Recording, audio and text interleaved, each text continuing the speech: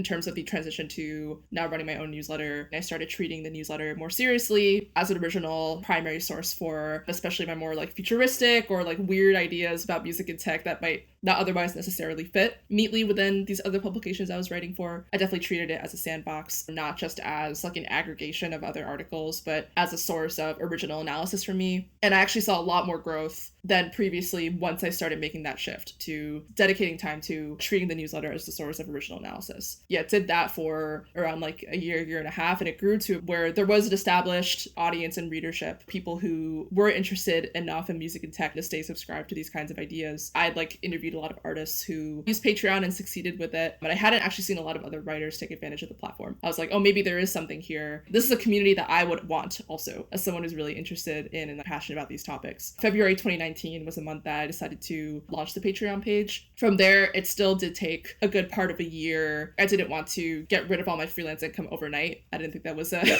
sound business decision. So I still kept that up for a good part of a year. The timing is surreal and like a bit strange to think about because it was February 2020, right before the pandemic changed the whole world and uprooted everything, when I was actually able to make the switch to work on my newsletter full-time income from Patreon income. Yeah, super fortunate to be in that position. It's grown, thankfully, a lot in the last year as people, especially in the music industry, have woken up to the importance of not just tech generally, but also being willing to experiment, because in the pandemic, there's like no standard, no rule for what would or would not work. The live music industry was obliterated. Very grateful to have been in that position to help guide people through this chaos. A lot of artists lost the vast majority of their income. And I think a lot of people in that environment were much more open to new kinds of solutions, connecting with fans online, especially in tech.